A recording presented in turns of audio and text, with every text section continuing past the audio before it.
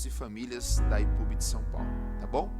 Então vamos orar agora neste momento. Coloque diante de Deus a sua prece, coloque diante de Deus a sua necessidade e a sua adoração nesse momento. Querido Deus, louvamos ao Senhor, ó Pai, por este momento e por esta oportunidade. Te agradecemos, ó Pai, por essa grande oportunidade nesta manhã de estarmos aqui reunidos para buscar a Tua face e ouvir a Sua voz. Mas eu gostaria, Senhor Deus, que nessa manhã fosse alcançado cada um daqueles que estão participando deste culto, dessa escola bíblica dominical. Alcance a vida do pastor Jonas, ó Pai, toda a sua família, pastor João Emílio, ó Pai, ambos aqui de Curitiba, e a vida do pastor, da família do pastor Cícero, ó Pai, lá de São Paulo, e toda a igreja de São Paulo. Louvamos ao Senhor, ó Deus eterno, pelos seus planos e pela sua vontade que se cumpre em nossa vida. Mas, ó Deus, precisamos ouvir sua voz. Alguns de nós precisamos entender o plano do Senhor em meio à tormenta, em meio à luta, bem como, Pai, vida e saúde a todo aquele que crê. Por isso, ó Deus, fala conosco, me inspira, me usa nesta manhã, nessa oportunidade desse estudo bíblico, fala aos nossos corações, em nome de Jesus Cristo. Amém. Glória a Deus. Louvado é o nome do Senhor. Vamos então projetar o cartaz aí do nosso estudo bíblico, do nosso tema, em que estamos dando continuidade aí, dando continuidade então ao nosso estudo que começou semana passada, né? Semana passada foi o primeiro estudo, foi apenas uma introdução sobre o Sermão da Montanha. E hoje nós vamos dar continuidade falando aí sobre as bem-aventuranças, tá bom? As bem-aventuranças, tá? Então, para nós darmos início, vamos fazer uma breve revisão do que nós falamos aí na semana passada, tá?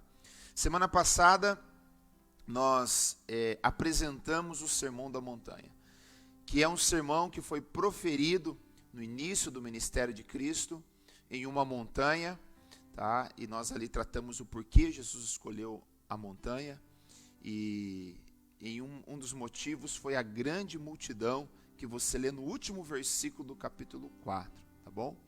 E também ressaltamos a importância desse sermão. Esse sermão, ele é único em toda a Bíblia. Parte dele se repete no livro de Lucas, capítulo 6. Porém, irmãos, não há nenhuma pregação, não há nenhum momento, até mesmo do ministério de Jesus, que há 3 capítulos da Bíblia, né? Capítulos 5, 6 e 7 de Mateus, neste sermão maravilhoso, que impactou o mundo, tá? Que mudou conceitos morais do mundo e ainda continua falando conosco. Pensando nisso, um grande pregador do século XVIII, chamado John Wesley, que realmente marcou a história da igreja, ele disse certa vez em seu livro, O Sermão do Monte: acima de tudo, podemos ver o amor impressionante com que Jesus revelou a vontade de Deus para a humanidade. Ele não nos chamou de volta para um monte ardendo em chamas ou para a escuridão, né, como aconteceu com alguns homens de Deus no passado, nas trevas ou em meio à tempestade. Ele não troveja ou não trovejou dos céus com granizos e brasas. Jesus agora se dirige a nós com uma voz calma e suave. Tá? Então, a maneira que Jesus falou ali, e como eu creio que irá de falar nesta manhã, com uma voz suave, nos ensinando e trazendo grandes ensinamentos no Sermão da Montanha. Falando como deve ser o nosso relacionamento com Deus, com o próximo, e sobre conceitos morais e necessários para a nossa vida.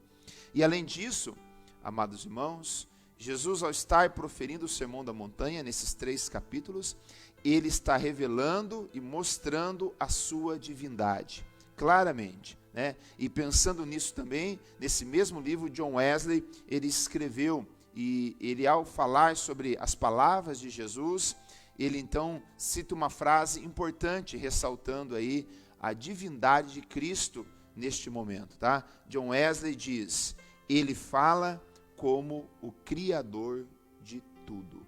Realmente foi isso que aconteceu. Jesus, ao estar falando, ele não estava simplesmente falando como homem, mas como o próprio Deus manifesto em carne, o verbo que se fez carne e falava conosco, tá? E é muito importante, antes de nós entrarmos na bem-aventurança, eu e você entendemos que ao nos pronunciarmos cristãos, precisamos respeitar, obedecer e praticar de tudo na Bíblia, em especial, com ênfase e muita importância, as palavras, os ensinamentos de Jesus. Você pode conhecer toda a Bíblia, você pode conhecer os profetas, a lei, os ensinos de Paulo, mas se você não entender e não se esforçar em praticar os ensinamentos de Cristo, eu e você estamos em falhas como cristão. Tá? Cristão significa pequeno Cristo. Então, o meu objetivo e o seu, em primeiro lugar, é imitar, é seguir os passos e a vida de Jesus. Esse é o nosso grande desafio. Ele é o nosso mestre, ele é o modelo perfeito de homem, de ser humano, na qual passou neste mundo. Tá? Então, vamos agora dar início a entender os primeiros ensinos de Jesus Cristo no Sermão da Montanha. E ele começa com uma série de 8, alguns dizem 9, mas nós aqui vamos entender como 8 bem-aventuranças, também são chamados de beatitudes, tá bom? 8 beatitudes. E que características interessantes elas têm, tá? Como eu disse, são chamados de beatitudes, alguns vão dizer, ou bem-aventuranças, são 8 ou 9, porque a última, ela parece se repetir com a primeira. E o que significa bem-aventurado? Todas essas bem-aventuranças que nós vamos ler, elas começam com a seguinte expressão, bem-aventurado. E o que significa a palavra bem-aventurado? A palavra bem-aventurado significa feliz, ou abençoado, ou ainda afortunado. Ok?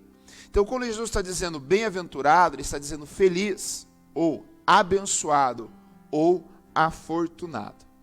E há algo interessante entre a primeira bem-aventurança e a última, tá bom? E eu gostaria aqui de desafiar você a tentar descobrir o que há similar entre essas duas, a primeira e a última, o que é em comum entre elas. Veja aí o versículo 3, tá bom? Em que você pode estar lendo, olha lá. Bem-aventurados os pobres de espírito, porque deles é o reino dos céus. Agora o verso 10, que seria a última bem-aventurança. Bem-aventurados os que sofrem perseguição por causa da justiça, porque deles é o reino dos céus. O que há em comum entre essas duas? A primeira e a última. Se você prestou atenção na leitura, o que há em comum entre elas? Ambas terminam com a frase, herdarão o reino dos céus. E assim, tanto o início como o fim, está nos trazendo agora que o Sermão da Montanha, o objetivo dele é trazer, em especial, como vivermos e como entrarmos e participarmos do reino de Deus. Tá? O reino de Deus, queridos irmãos, você que nos assiste, não é algo apenas vindouro, após a morte em que vamos encontrar a Cristo. Não. O reino de Deus, Jesus diz, já está entre nós. E ele está avançando dia após dia, conforme o homem entrega seu coração a Deus, na qual o homem deixa Deus reinar na sua vida, você já pode fazer parte e experimentar o reino de Deus. O reino de Deus já tem agido desde Cristo e ele está aí, curando, libertando, salvando e operando em nossas vidas. Tá? Então o Sermão da Montanha também nada mais é do que a maneira como você entrar, viver e participar do reino de Deus, tá bom?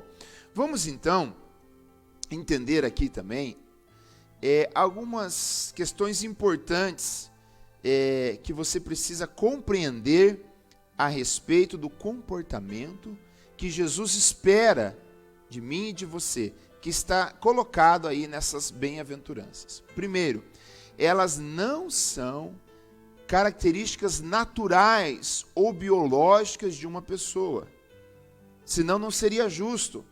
Tá? Quando eu vou ler ali, bem-aventurado os mansos, alguns vão levar ao entendimento dos calmos, e não é isso. Não é uma característica natural sua, tá? Porque sim, há pessoas que são mais agitadas, há pessoas que são mais calmas, pacatas, há pessoas que são, elas são mais ansiosas que outras não se preocupam muito com o que há de acontecer. Então, quando Jesus vem colocar essas bem-aventuranças, não está falando das características naturais, físicas, mesmo porque não seria justo, né? Se você nasceu de uma maneira em que você, por natureza, é calmo, você estaria sendo beneficiado daquela pessoa que é muito mais agitada, mais elétrica. Não. Aqui, as bem-aventuranças, elas se referem a escolhas, maneiras de agir, comportamentos em que Deus irá trabalhar na minha vida e na sua, para nós assim agirmos e sermos então felizes e abençoados. E olha, uma coisa muito importante nessa manhã, o mundo, e com certeza eu e você, sempre buscamos a felicidade, né? Sempre buscamos ser felizes. E aqui então, irmãos, aqui está um grande segredo que Jesus vai apresentar para as bem-aventuranças. Como de fato você ser feliz. Sabe por quê? Porque a busca pela felicidade que o mundo traz, uma delas é a respeito o quê? A respeito das posses, dos bens. Recentemente, 3 semanas atrás, o neto de Elvis Presley tirou a sua própria vida. Um dos jovens mais ricos do mundo, ele não tinha encontrado felicidade na sua vida. Isso mostra, que confirma as palavras de Jesus, que o homem não é medido ou não é feliz pela quantidade de bens que possui. Tá bom? Por outro lado, as bem-aventuranças não vão conduzir nós a um voto de pobreza, não é isso. Mas aonde realmente você vai colocar o teu coração e você vai encontrar a plena felicidade. A plena felicidade que Cristo quer aqui nos apresentar, ela não vem de algo passageiro, que horas depois passa. Não é. Nós vamos ver que é uma felicidade duradoura, que o mundo e as circunstâncias negativas não podem tirar. O pecado em si, ele pode até trazer uma felicidade momentânea, de alegria ou de prazer. Porém, depois as consequências são amargas, tristes e tiram toda a beleza da felicidade que realmente foi apenas momentânea e passageira. O que nós vamos aqui apresentar e que Cristo nos ensinou são coisas realmente profundas, que existem livros de mais de 900 páginas para poder explicar e aprofundar sobre essas bem-aventuranças. São palavras tremendas e poderosas que nós vamos aqui ver. E lembrando, o que aqui vai ser apresentado não é algo impossível ou inalcançável, como alguns dizem. Alguns falam até, as bem-aventuranças, o comportamento que Cristo espera no Sermão da Montanha, é voltado aos pastores, aos ministros. Não. O propósito de Deus é para toda a humanidade, para todo aquele que crê, para mim, para você que está aí participando. Tá? Então não são coisas inalcançáveis, mas o Espírito de Deus há de trabalhar no meu e no seu coração, nos conduzindo a este comportamento que Cristo espera, tá bom? Então vamos começar com a primeira bem-aventurança, tá? Espero que consigamos cobrir todas elas hoje, senão deixaremos para o próximo domingo, tá? Primeira bem-aventurança está no versículo de número 3, que diz o seguinte: Bem-aventurados os pobres de espírito, porque deles é o reino dos céus. Então Jesus inicia dizendo o seguinte: bem-aventurados são os pobres de espírito, tá? Os pobres de espírito, porque deles é o reino dos céus. Obviamente, né, falamos um pouquinho sobre o reino dos céus, mas o que é o pobre de espírito? Algumas traduções dizem que usam aí os humildes, tá bom? Mas eu vou me ater nessa tradução que fica um tanto quanto melhor para nós aqui. Pobres de espírito. E eu fiz aqui algumas anotações, tá? Lembrando que o Senhor não está dizendo bem-aventurado os pobres, mas Ele está dizendo os pobres de espírito. Aqui é uma tratativa, né? Uma tratativa realmente de um comportamento, de uma esfera espiritual. Os pobres de espírito, eu fiz algumas anotações, são aqueles que se conhecem. O que é isso? Você sabe realmente dentro de você as suas limitações, quem você é. E você sabe da nossa pobreza e dificuldade de espírito diante de situações difíceis. São aqueles que têm convicções de seus pecados, realmente reconhecem que são pecadores. Pobre de espírito são aqueles que sabem o quanto é uma pessoa desprezível, pobre, miserável, cego e nu. Ou seja, você até na frente das pessoas, ou em circunstâncias, ou no seu dia a dia, procura se mostrar forte. Mas lá no íntimo, você sabe que diante de alguns problemas, você é fraco, pobre e miserável, diante de alguns problemas. Em que você sabe a sua tendência, pobre de espírito é aquele que sabe a sua tendência ao pecado, ao fazer o mal, a se vingar, a não perdoar. Você reconhece a sua miserabilidade. Pobre de espírito é aquele que entende que nele não habita nenhum bem espiritual. Não é aquela pessoa que se gaba das suas qualidades, mas sabe que há defeitos. Pobre de espírito é aquele que não se sente merecedor dos favores divinos, tá? Desprovido de orgulho e arrogância. Pobre de espírito é aquele que reconhece a sua tendência inata para a amizade com o mundo. Uma tendência, uma inclinação a amar as coisas, os prazeres do mundo. Sua inimizade, ele tem uma certa tendência a uma inimizade com Deus e com os homens. Pobre de espírito é aquele, mesmo estando bem na sua vida, sabe reconhecer o seu passado de erros e reconhece a punição que merece de Deus. Sabe que não é merecedor da graça, sabe que não é merecedor do favor de Deus, mas sim do castigo de Deus. Tem o sentimento que mesmo que trabalhando ao Senhor, obedecendo os seus mandamentos e fazendo todo o bem, não poderá pagar a dívida que tem pelo favor recebido de Deus. Talvez você que está participando recebeu uma cura, uma dádiva, um milagre de Deus. E quando você passou por esse grande tormento na sua vida, em que a humildade passou a tomar conta do seu coração, você passou a ser pobre de espírito, reconhecendo suas fraquezas e limitações. Quando passa tudo isso, você passa a fazer o bem às pessoas, a trabalhar na obra de Deus, mas você tem um sentimento aqui, que você não pode pagar aquilo que Deus fez por você, que te deu vida, livramento e te salvou. Você tem o sentimento que o sacrifício na cruz do Calvário, o perdão dos pecados, não há como você pagar isso. Tá? Esse é o pobre de espírito. Pobre de espírito é aquele que sabe a incapacidade de ser bom e obedecer a Deus, a não ser pela ação do Espírito Santo.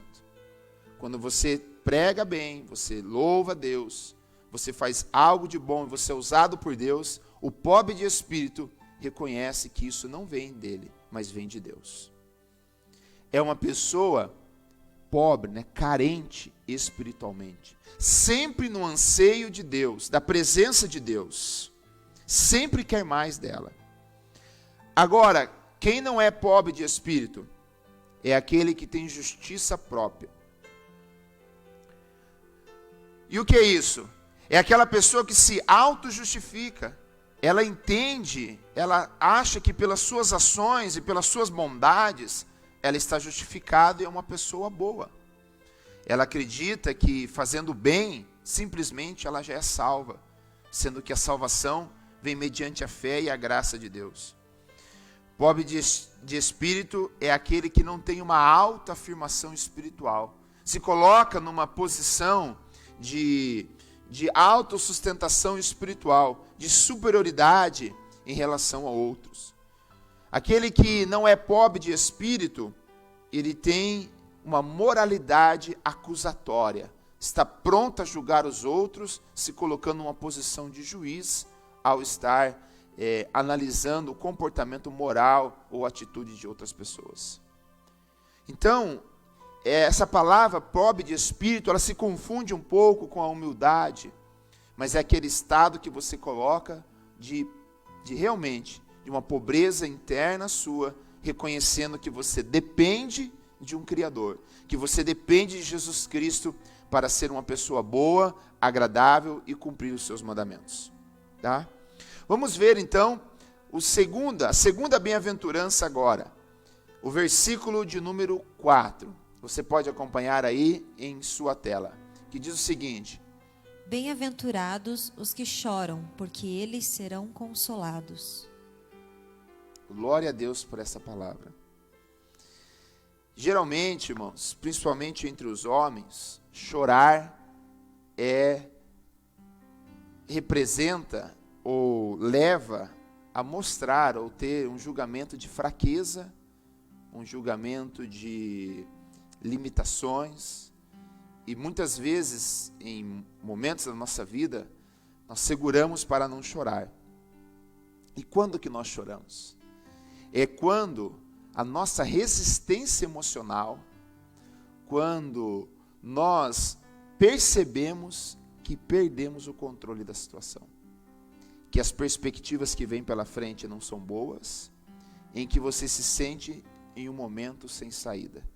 É onde você desaba e então você passa a chorar. E é muito interessante, irmãos, que Jesus, em vários momentos no seu ministério, quando ele encontrou pessoas chorando, o que ele disse? Em todas elas, ele falou: não chores. Ou ele fez uma pergunta: por que choras? Jesus, amados irmãos, ele não resiste a um choro. Ele não resiste. O Salmo 51, eu gosto muito de citar esse versículo. O Salmo 51, ele vai nos alertar sobre isso, tá? Para você que está passando dificuldades, você que está passando aí, está tentando de todas as suas forças, de todos os seus recursos vencer uma situação, mas lembre-se de algo. O Salmo 51, ele vai dizer no versículo 17, assim: os sacrifícios para Deus são o espírito quebrantado.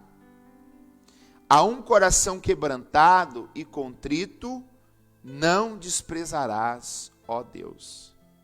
Deus não resiste a um coração quebrantado. Quando o homem reconhece a sua limitação, e então ele deposita em Deus a sua confiança, então ele, em lágrimas, não por uma situação, mas em lágrimas aos pés do Senhor. Isso que é importante.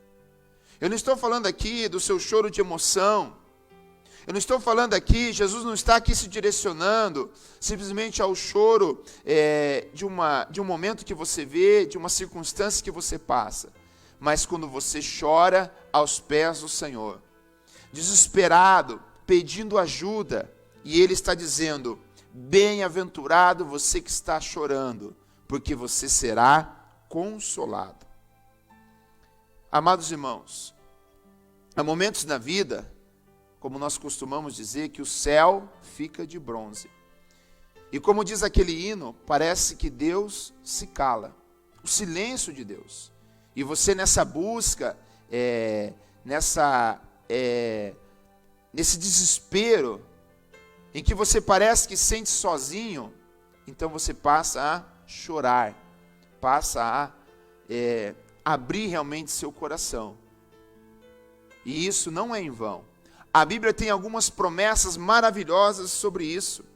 Vamos acompanhar o Salmos capítulo 30, versículo de número 5. Olha que trecho maravilhoso das Escrituras. Porque a sua ira dura só um momento, no seu favor está a vida. O choro pode durar uma noite, mas a alegria vem pela manhã.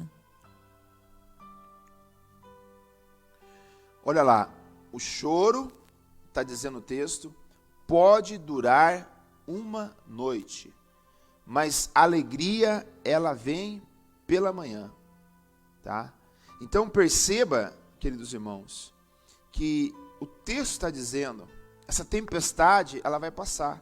E nesse momento de tempestade e amargura, o choro aos pés do Senhor tem grande valor. Quando Deus encontrou a viúva de Naim, em que havia perdido seu esposo tempo atrás, e agora seu único filho, as lágrimas ali, elas tocaram o coração de Cristo. Cristo toca na esquife do morto, e ele passa, e ele é ressuscitado. Jesus mesmo chorou. Há pelo menos 2 registros. Um, quando ele olha para Jerusalém, e vê a religiosidade, o pecado que tomava conta, e Jesus passa a chorar e lamentar, e dizendo, olha, como assim a galinha que protege seus pintinhos, assim eu procurei sempre estar protegendo, ó Jerusalém. Jesus chora também diante da morte de seu amigo Lázaro, ele chora, mas ao passo que ele diz ali para Marta ou para Maria, ele fala, por que choras, mulher? Por que está chorando? Ele há de ressuscitar. Deus sempre vem com a resposta diante das lágrimas. Então, não é sinal de fraqueza, mas é um estímulo para você chorar aos pés do Senhor, quebrantar seu coração. E eu venho aqui fazer uma pergunta para você. Qual foi a última vez que você chorou diante do Senhor? Qual foi a última vez que durante a oração você derramou lágrimas no meio de um louvor? E aqui eu vou te ensinar algo que, se Deus ainda não fez na sua vida, Ele vai trabalhar. Quando nós começamos a ficar seguros de nós mesmos, soberba no coração, achamos que tudo podemos, estamos no controle, que estamos acima das circunstâncias, e vamos nos afastando de Deus, e Deus te amando, se realmente você é alguém que Deus ama, Ele vai permitir circunstâncias na sua vida que vão te fazer entender o quão pobre e necessitado nós somos. Então vem aquela prova, aquela luta difícil, e daí você volta a ter um coração humilde e quebrantado, pobre de espírito, e automaticamente você passa a chorar. Você passa a derramar lágrimas na presença de Deus. E nisso te leva a consertar pontos na sua vida. Passa a você dar o valor correto nas coisas que são da vida, que é uma vida passageira, irmãos. Daqui a alguns anos, dezenas de anos, talvez ninguém mais vai lembrar quem eu e você somos, a não ser Deus. Por isso você precisa ser conhecido de Deus, através de uma vida humilde, de um coração quebrantado diante do Senhor. Então, circunstâncias vão nos levar a isso, tá? E diz Deus, feliz é aquele que chora. Por quê? Porque depois vem um socorro. Depois vem uma alegria, irmãos, inefável. Vem uma alegria que você vai levar ela por muito tempo, lembrando e glorificando a Deus. Olha, eu estava doente e Ele me curou. Eu estava numa situação a ponto de perder meu filho e Ele resgatou. E você nunca mais vai deixar de esquecer disso. Então, virá momentos tão difíceis na sua vida que você acha que não tem solução, mas você olha lá para trás e você vai lembrar daquela grande ação de Deus, e a alegria toma conta do seu coração, e você há de lembrar que Deus é real. E tudo isso, essa tempestade, ela passa. Essa noite negra de tempestade passa, mas a alegria vem pela manhã. Olha o que Jesus nos ensinou no livro de João, capítulo 16, do versículo 20 ao versículo de número 22. Na verdade vos digo, que vós chorastes e vos lamentareis, e o mundo se alegrará, e vós estareis tristes, mas a vossa tristeza se converterá em alegria. A mulher, quando está para dar à luz, sente tristeza, porque é chegada a sua hora. Mas depois de ter dado à luz a criança, já se não lembra da aflição, pelo prazer de haver nascido um homem no mundo.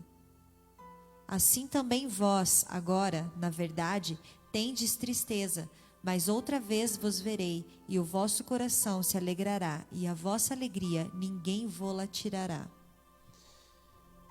Glória a Deus. Perceba que a alegria que Cristo está trazendo e prometendo para nós, o mundo não pode tirar. Não pode roubar de nós. Porque você chora na presença de Deus e por Ele é consolado. Glória a Deus. Vamos para a terceira bem-aventurança.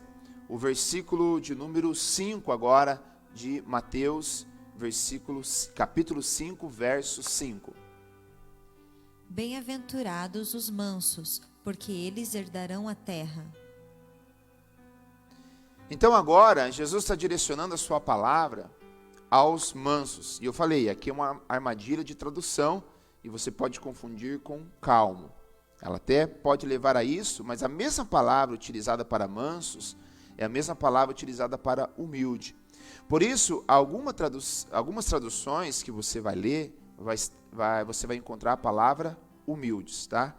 E a palavra mansos, aqui citada por Cristo, ela vem do grego prautes, tá? E significa gentileza, bondade de espírito, humildade.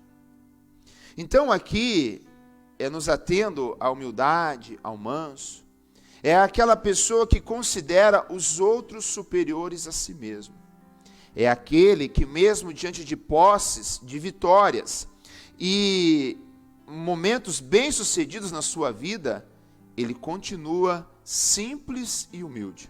Independe da sua posição social, da sua profissão, ele está pronto a se assentar com mais pobres e humildes, está pronto a entender a carência que ele é realmente e reconhecer que é feito do barro, feito do pó, e que um dia tudo isto vai passar.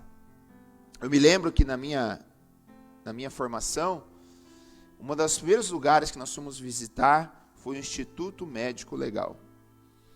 E ali, quando nós estávamos visitando, haviam vários alunos ali, e foram abrindo aquelas geladeiras, e haviam aqueles corpos que estavam ali, e alguns estavam já há dias, até bastante inchados, e é uma cena nada agradável de se ver.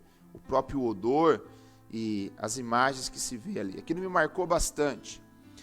Mas eu pude ali perceber, e eu creio que Deus ali falou comigo, ao olhar aqueles corpos naquelas geladeiras, eu não consegui identificar quem era rico e quem era pobre.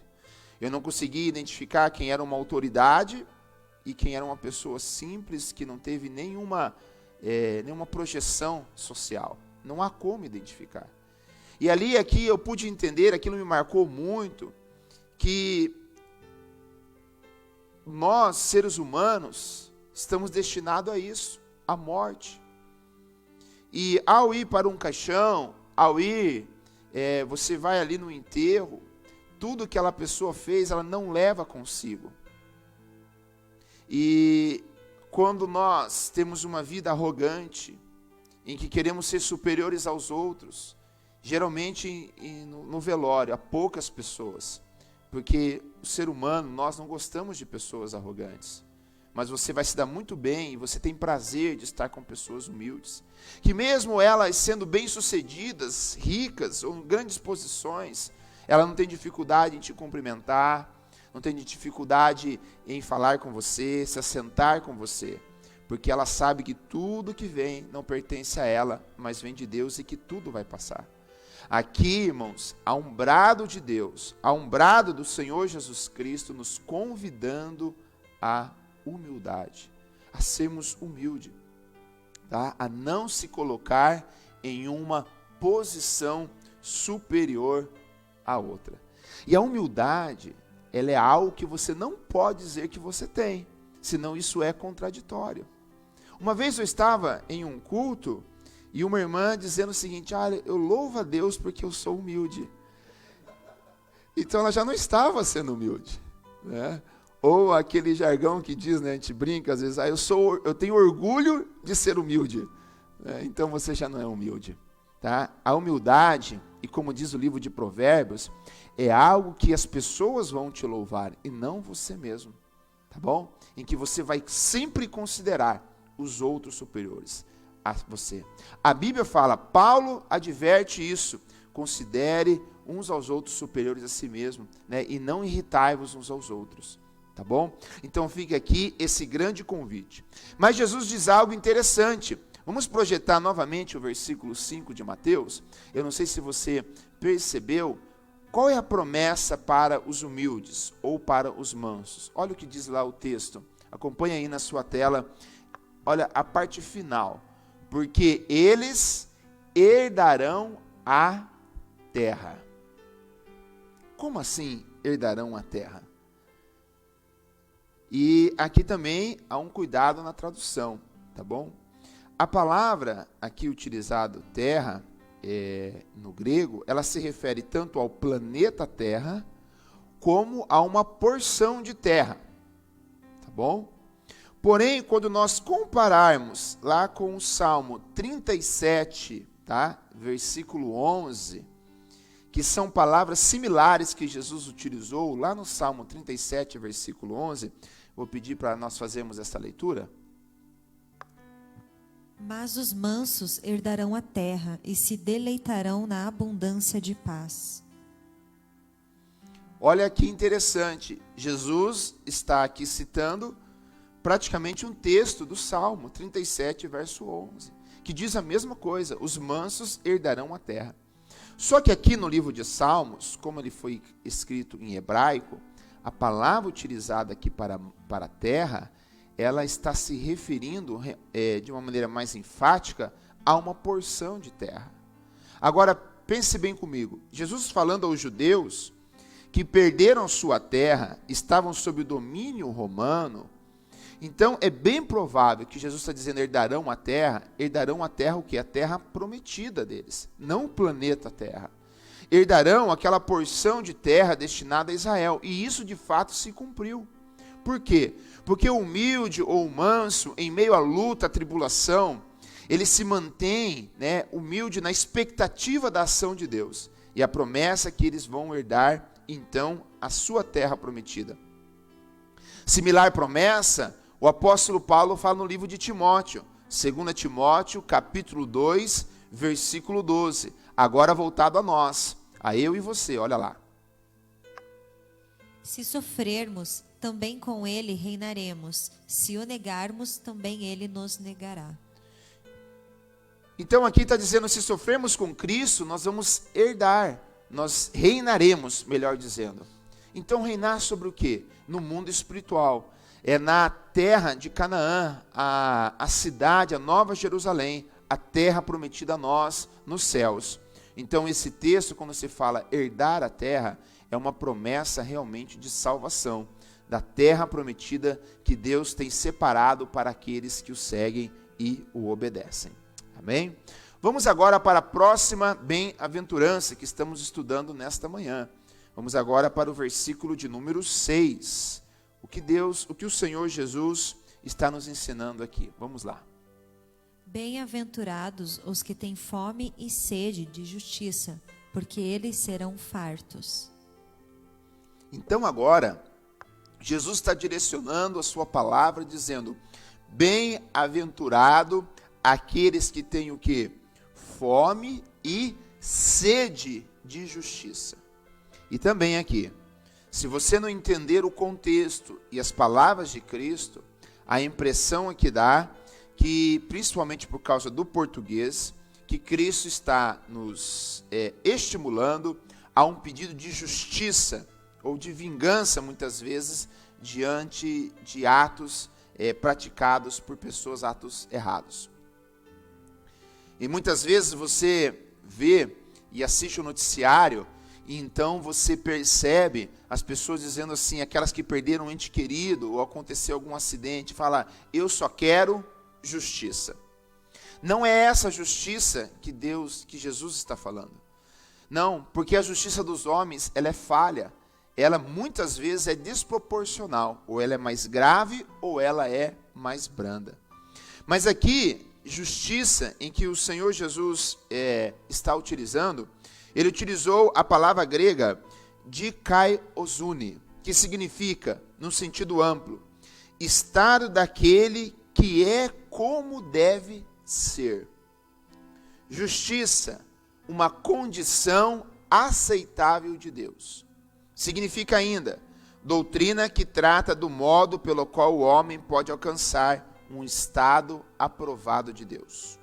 Integridade, virtude, pureza de vida, justiça, pensamento e sentimento e ação corretos. E por fim, essa palavra significa, no sentido restrito agora, virtude que dá a cada um o que é devido.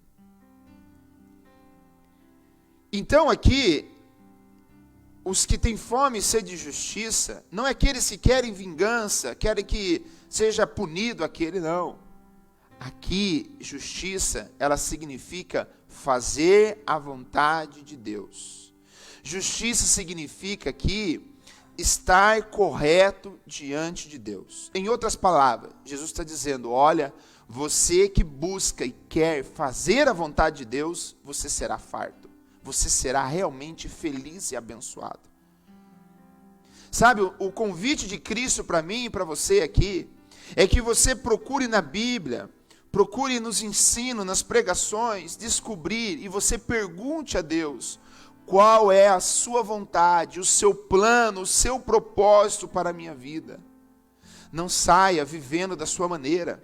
O convite de Jesus, não saia querendo fazer tudo o que você quer, mas pergunte a Deus, qual é a vontade? O que Deus tem para mim? Qual é, Senhor, o seu plano? Qual é, ó Deus eterno, a sua vontade para mim?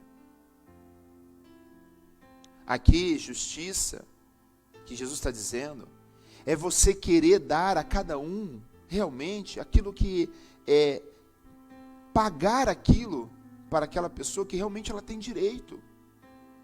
Sabe, irmãos, nós temos que cuidar com isso. Nós somos inclinados e somos estimulados a querer tirar vantagem em tudo. E quando de repente nós se deparamos com alguma situação, sabe, uma situação, nós queremos nos furtar da responsabilidade. Semana passada eu conversava com meu cunhado, e eu gosto de brincar com ele, o Rogério, que não é cristão, e que ele gosta de realmente economizar, então é aquele formado em economia.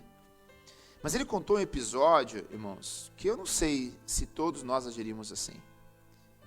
Ele pegou um Uber, e ele estava no Uber levando um quadro.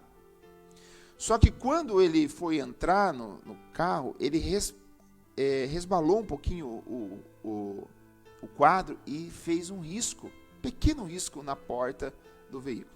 Ele entrou e ficou pensando, o que eu vou fazer agora? Será que eu falo ou não falo? O motorista não havia percebido. E se ele não fala nada, ia passar por aquilo. Mas ao encerrar a viagem, ele falou, olha, eu causei um dano no seu veículo, então eu quero que você faça um orçamento para eu consertar esse pequeno risco na sua porta. O motorista disse, não precisa, mas ele insistiu. Enfim, ele pagou a pintura daquela porta, o carro precisou ficar 2 dias parado, ele pagou 2 dias de serviço daquele motorista. Extremamente dando o direito daquela pessoa. E isso é a justiça que Jesus está incentivando. Você assumir as suas responsabilidades de danos que você causa em outras pessoas e reparar aquilo.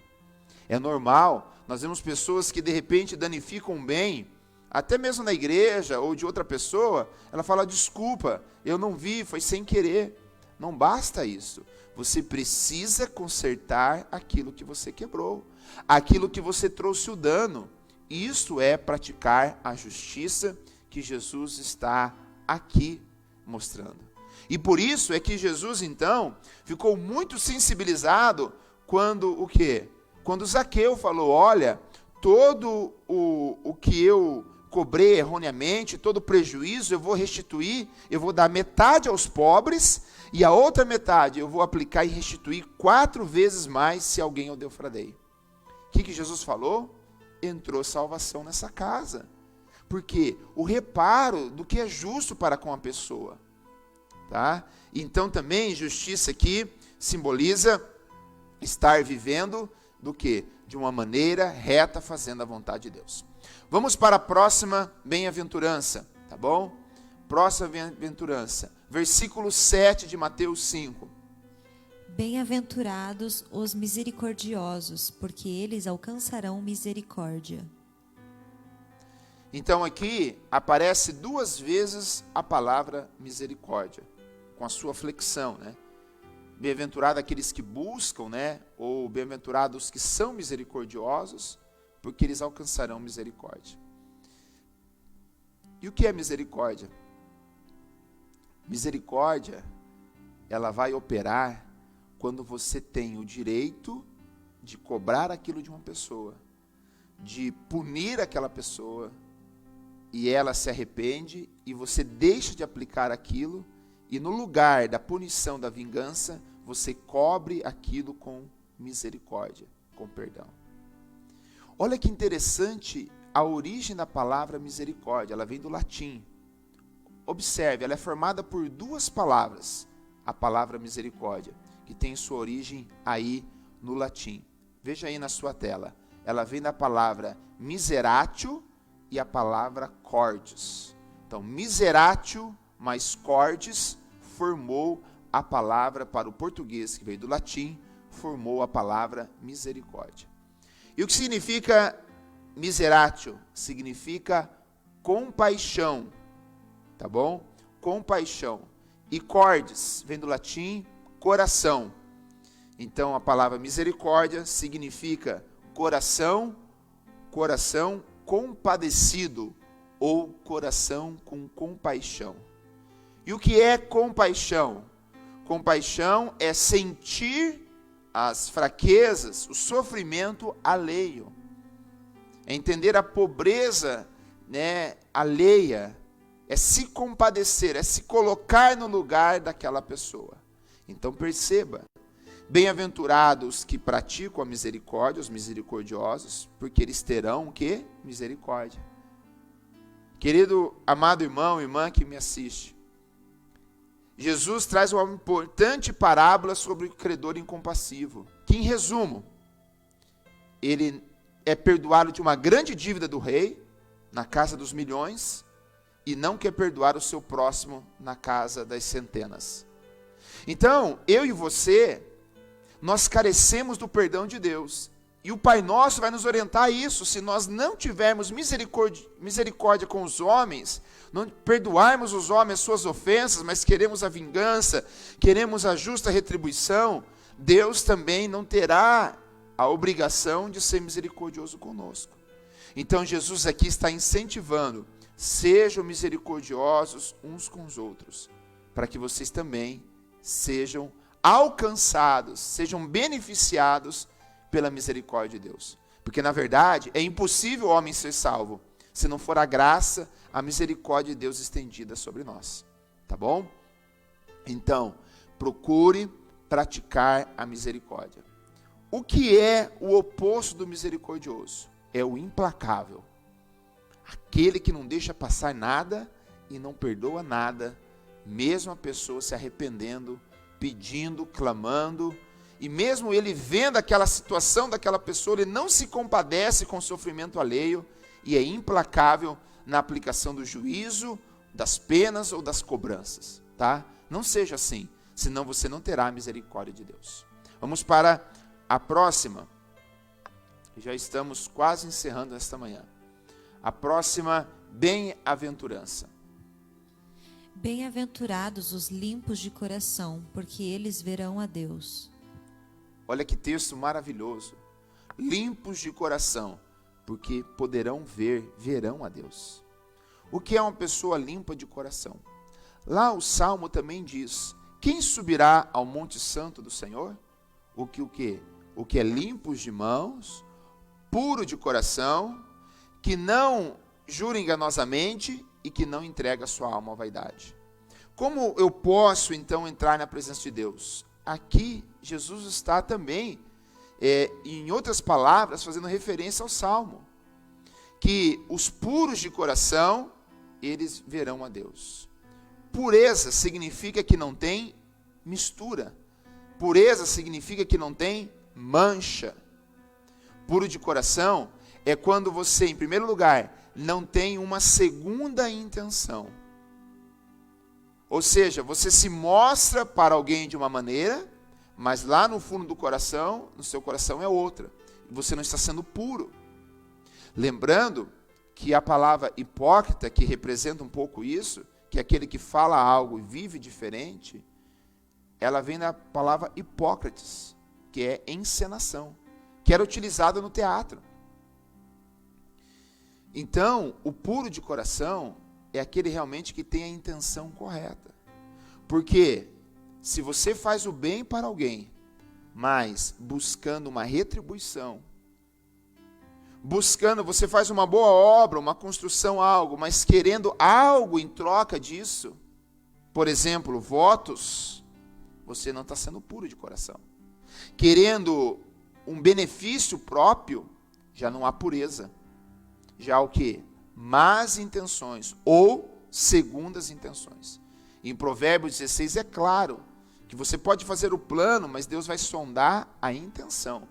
Deus sempre vai analisar, não propriamente o seu ato, mas a intenção pela qual você fez. Será que você fez esse ato porque você realmente quer o bem daquela pessoa ou você quer ter depois um benefício? Será que você fez esse ato realmente se compadecendo da miséria de alguém ou porque você quer ser reconhecido pelos homens? E daí as fotos ajudam, né? As redes sociais ajudam a fazer isso. Não há pureza. Pureza de coração é quando a intenção é realmente expressa na sua ação. Algo que também tira a pureza de coração é quando há a mancha. E qual mancha? A principal mancha no coração do homem, da amargura. E aqui eu quero me atentar um pouquinho nisso. A falta de perdão, a mágoa, o rancor, torna o seu coração sujo, torna o seu coração impuro. Por isso, você precisa, de todas as maneiras, diariamente, fazer uma limpeza em seu coração, uma faxina. E Jesus orienta isso no livro de Marcos, ao orar, se tem algo contra alguém, perdoe ele. Não conserve as mágoas. As mágoas se tornam em raiz de amargura. A raiz de amargura, ela vai tomando conta do coração e se transforma no ódio. E daí não há pureza no coração. Pratique o perdão. Faça o bem para aqueles que te fazem mal. E você terá um coração puro e você poderá ver a Deus. Sem um coração puro, sem perdoar pessoas, Jesus diz que não poderá nos perdoar. E Ele não nos perdoando, não poderemos ser salvos. O perdão de Deus está vinculado ao seu perdão para com o próximo. Guarde bem isso. Está isso logo após a oração do Pai Nosso que nós vamos estar vendo. Então, puro de coração, você verá a Deus. Tá bom? Vamos para a próxima bem-aventurança. Bem-aventurados os pacificadores, porque eles serão chamados filhos de Deus. Aqui, pacificadores são aqueles que promovem a paz. No mais popular, é aquelas pessoas no trabalho, ou na sua família, ou na igreja, que é o deixa disso. Sabe, ele percebe que há pessoas em atrito, pessoas que estão ao ponto de brigar. O pacificador é aquele que intervém e procura resolver o problema para não acontecer a briga.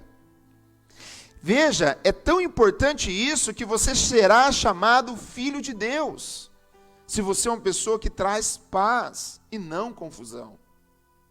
Você, pacificador, é aquela pessoa que quando você faz um negócio com alguém e você vê que começa outra pessoa, ela não está cumprindo aquilo, e ela começa a se exaltar, e você vê que aquilo vai virar uma briga, você fala, tá bom, deixa disso. Eu absorvo esse prejuízo, deixa disso. Por quê? Porque você mais valoriza a paz do que a briga.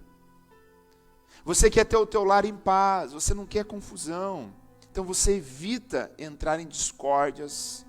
E quando elas começam a nascer, você aplica o grande ensinamento de Salomão. Afastam-se as brasas e o fogo se apaga. Você procura intervir quando você percebe que familiares teus, ou os teus filhos, ou amigos estão em rota de colisão. Você já se antecipa, já procura ali trazer panos quentes para apaziguar a situação e procura não trazer briga. O local onde você trabalha é um local de paz, porque você promove a paz. E quem não é pacificador? É o intrigueiro, é o fofoqueiro, é aquele que gosta de ver uma briga. Ele, em vez de jogar água para apagar o fogo, ele joga gasolina. Ele vai lá e coloca palavras ainda que tornam o ambiente mais quente, tornam um ambiente de mais guerra. Fala, comunica coisas que uma pessoa falou para outra, e aquilo torna a situação pior. Queridos, se você quer ser um filho de Deus, você precisa ser um pacificador. O pastor e pregador Billy Graham, ele foi muito famoso. Ele conduziu milhares, na verdade, as estatísticas dizem milhões de pessoas a Cristo. O presidente norte-americano, ao assumir a presidência, eles chamavam Billy Graham para orar por eles. Billy Graham teve entrada em países comunistas que nunca ninguém entrou. Mas por quê? Ele era um promotor da paz. E todos gostam de pessoas que promovem a paz. Enquanto aqueles que amam a paz, há aqueles, ao contrário, que paz é um intervalo entre duas guerras. Ou seja, ele vive em guerra, e paz é só aquele intervalozinho entre duas guerras. A sua vida não pode ser assim. Irmãos, não tem nada melhor do que deitar a cabeça no travesseiro e ter paz, e dormir tranquilo, porque essa paz que vem de Deus, o mundo não pode dar. Remédio nenhum pode dar. Profissional nenhum pode trazer a paz que Jesus tem. E aqui ele diz, seja um promotor da paz, não da guerra, não da luta, mas da paz, não do ódio. O cristão não pode incentivar movimentos de ódio, de perseguição, não. Nós somos os principais promotores da paz, senão não somos filhos de Deus. Tá bom? Olha que rica a palavra de Jesus para nós. Tá? E vamos agora para a última, né? E vamos estar encerrando o nosso estudo nesta manhã. Bem-aventurados os que sofrem perseguição por causa da justiça, porque deles é o reino dos céus.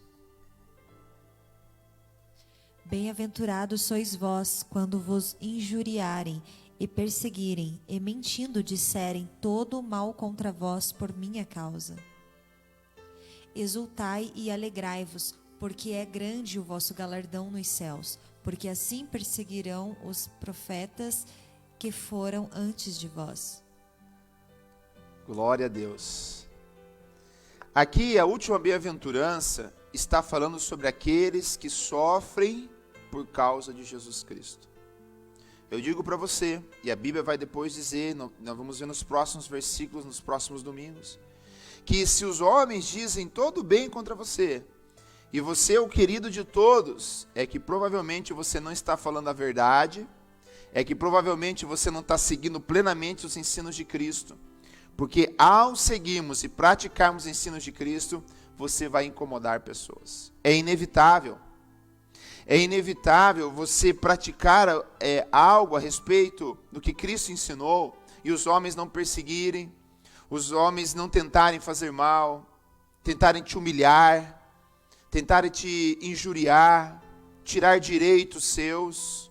Não pense que a igreja, o cristão, ao se posicionar contra alguns assuntos como homossexualismo, contra as injustiças, a liberação de droga, o posicionamento do cristão, fatalmente nós seremos perseguidos.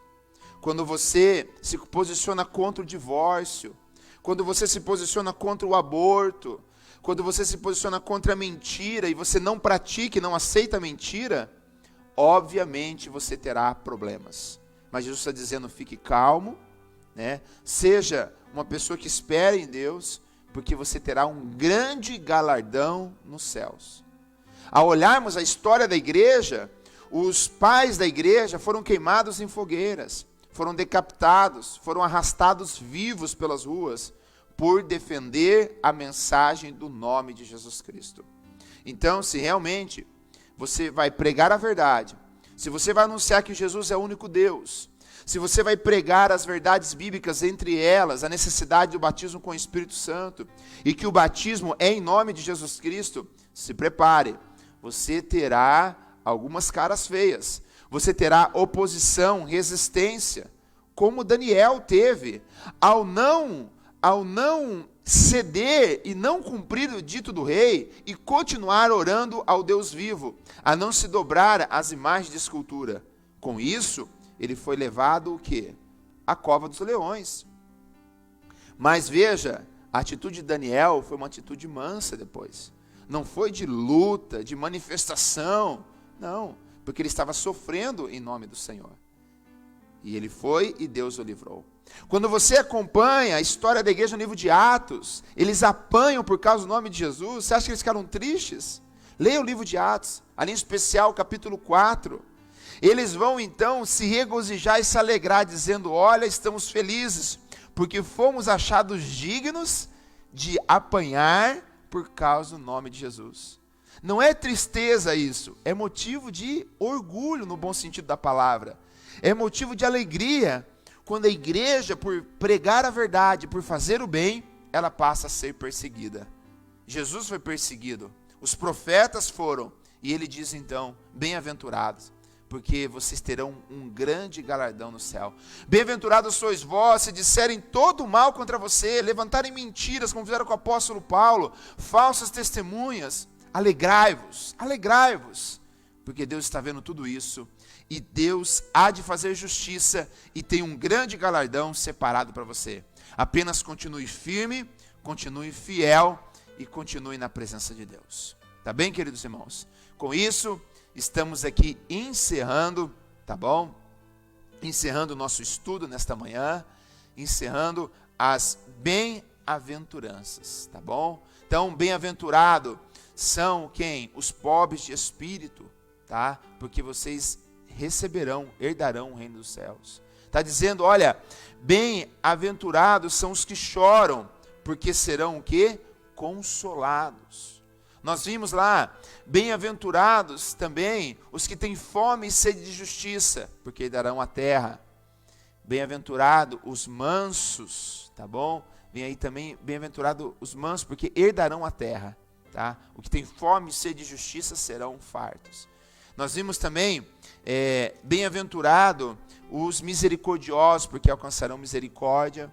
Bem-aventurado, nós vimos hoje, os pacificadores, porque verão a Deus. Bem-aventurados os puros de coração, tá? Os puros de coração, porque verão a Deus. Bem-aventurado os pacificadores, porque serão chamados filhos de Deus. E bem-aventurados que sofrem perseguição por causa de Jesus, porque receberão um grande galardão, tá? Que Deus te abençoe. Eu não sei se temos alguma pergunta aí no chat para responder, nós temos estimulado isso, mas enquanto isso, se tem alguma mensagem no chat que você deixou, eu quero aproveitar o momento também de divulgar, tá bom, a nossa ação beneficente, tá bom, aqui promovida pelo Departamento de Louvor, a respeito da feijoada, tá bom? O grupo de louvor dessa igreja está promovendo uma feijoada no próximo dia 8 de agosto, tá bom? Dia 8 de agosto vai ser um sábado, isso, um sábado. Valor R$15, tá bom? Além disso, tem uma sobremesa. Além disso, terá sobremesa sendo vendida, né? Uma por R$3 e duas por R$5. Porém, como estamos nesse momento da pandemia, você precisa encomendar. Você vai passar com o seu carro, você vai pegar e vai se alimentar aí na sua casa com a sua família, tá bom? Dê aí no próximo domingo um suspiro, tá? Um intervalo para a sua sogra, para a sua esposa, tá bom? Com maionese, com churrasco, e compre e esteja ajudando aí esta igreja nessa ação beneficente de feijoada, tá? A irmã Claudete, a irmã Márcia e mais um time aí estarão aí se dedicando a estar fazendo esta feijoada, com certeza vai estar uma grande bênção, tá? Glória a Deus. Vamos orar então, encerrando. Agradeço a tua participação e louvo o Senhor por esse ensinamento que Jesus tem nos dado aqui pela manhã de domingo, tá? Oremos ao Senhor.